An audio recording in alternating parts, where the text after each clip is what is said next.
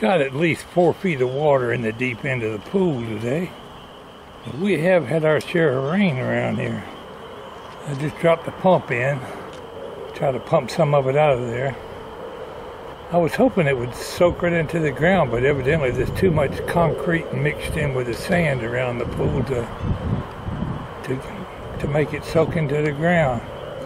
Once I get it pumped out, I think I'll dig a hole through the cement in 2 or 3 places down there, so it'll be able to get down into the dirt easier. Maybe the ground is just completely saturated. We've had our share of rain here, that's for sure.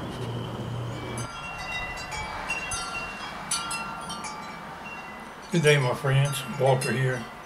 Thought I'd talk a little bit. I'm on the front porch on this February, not sure what the date is, 14th, 15th. Anyway, you'd think it'd be cold. It is cloudy. I've got the water pumping out of my pool. It's about 4 feet of water, 5 feet of water in the deep end of the pool. But I'm sitting on the porch. I don't really need this flannel shirt. It's 70 degrees out here. Amazingly warm for a February day. Thought I'd talk a little bit. Haven't been able to get out and do much. Let's talk a little bit about accidents. Everybody has them. When you have an accident, 9 times out of 10, it's because you did something stupid. Oh, I can give you plenty of examples. I've had my share of accidents. And quite often from doing something stupid without thinking. If you think ahead and you can predict something might happen and prevent yourself from having an accident. I guess I was about, in fact, it's probably why I hate circuses. I don't like circuses. When you go to the circus, you see some idiot swinging on a trapeze way up in the sky. He could fall and hurt himself. Even though he's trained, you know, things can happen. I went to the circus down in Florida when I was younger. And I was impressed as all get out. I might have been, I'm going to say I was 12. I was really impressed with the tightrope walkers. And I thought to myself, I can do that. Look at them walking across that rope. There ain't nothing to it. I've been walking all my life. I can walk in a straight line. So I go home. Down there in Florida, we had these big, huge Australian pine trees. They're huge trees. So I tied a rope between these 2 Australian pine trees. Now, a smart person would have tied that rope about a foot off the ground. So if you do fall off, you ain't got far to fall. Oh, not me. I got so much confidence in myself. I climb up there with a ladder about 15 feet in the air and tie it to one tree.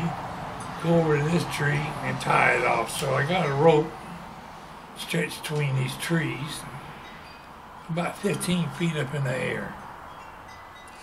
Well, I stood on the rope and started walking across, and I got about halfway across. And then I lost my balance, and I come sailing down out that, landed out there on the ground on my shoulder. I knew right away my arm was broke. I mean, it just felt really bad. It hurt like hell. Knocked the wind out of me. And I knew right away, you did something stupid, Walter. Well, let's see, I think it was my left arm. I was hurting all day. Father come home from work and I told him, I think my arm's broke. It really hurts bad. I fell off that rope. But after I got a stern lecture, he decided he better take me to the doctor. Carried me over there to the doctor in Melbourne. And this stupid doctor looks at my arm. He felt all up and down here. That boy's arm ain't broke. My arm was broke. But my father naturally believed the doctor. Carried me back home, but the only comfortable position I could get in with my arm was like this. I could fairly well not hurt too bad if I kept it like this. So this went on for like, good 2 weeks. So my break was starting to heal up. The problem with the break was it was about 1 inch or closer from the end of the bone, right there at the shoulder. Well, you can't put a cast around your armpit, but that's where it was broke, right there. If you had looked at an x-ray, you would have saw it. So I'm out there playing in the neighborhood. I got my arm like this. I'm trying to ride my bicycle down the street. Thinking to myself, I sure wish my arm would get better. Well, what do? Driving one-handed with the bicycle, I wreck the bike, fall off and break it again. What was happening, the bone had already started healing up, probably kind of crooked. And when I fell off that bike, I broke it again. Well, my father comes home, I told him about falling off the bike, and my arm was really hurting bad. In fact, I think I was crying, so he took me to the doctor. This time it was a doctor with a little bit more common sense. He took an x-ray and said, yeah, his arm is broke. Looks like it's been broke for a while. He done re-broke it.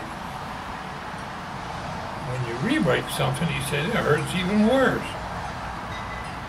Well, father said, that doctor told us his arm wasn't broke. But it is right here, Mr. Parks. He showed him in the x-ray, and the break was clearly evident right there at just below my shoulder. Well, you can't put a cast on your arm around your armpit. So they casted my elbow.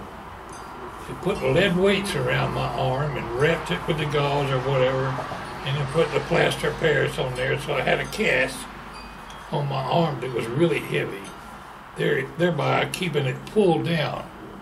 The weight of the lead was keeping it pulled down straight, waiting for it to grow back.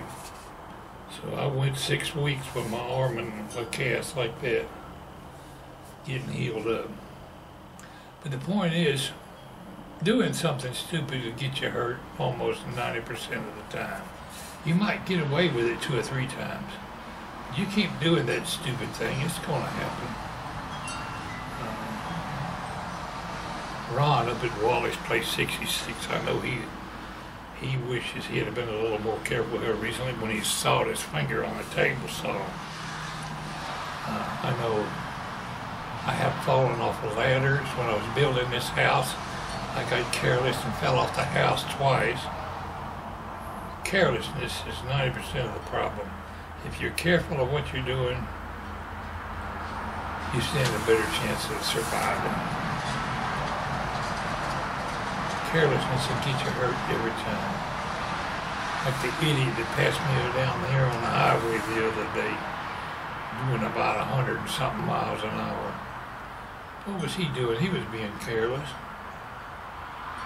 90% of the time he'll make it down the road without being in a wreck. But it's going to happen.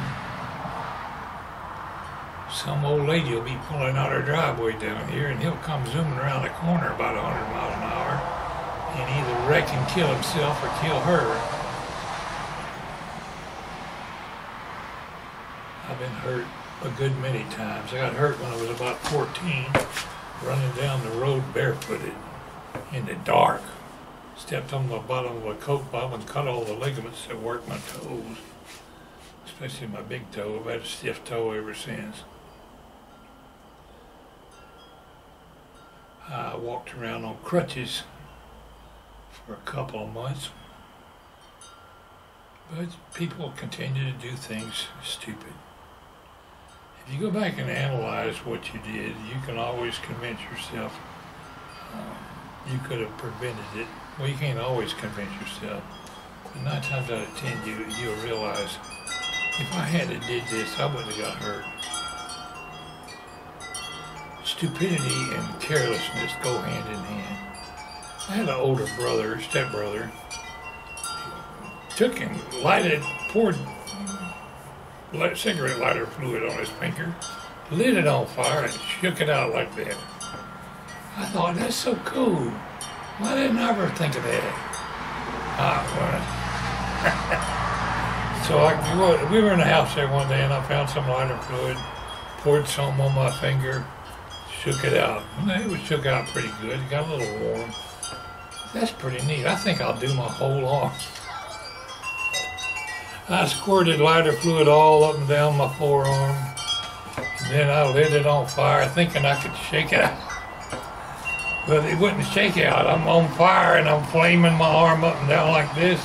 My brother's running around like a chicken with his head cut off. My goodness. Well, all I could think of was, oh God, I'm rubbing it, trying to put it out. I run to the bathroom, turn on the kitchen sink. It was a good 20, 30 feet to the bathroom.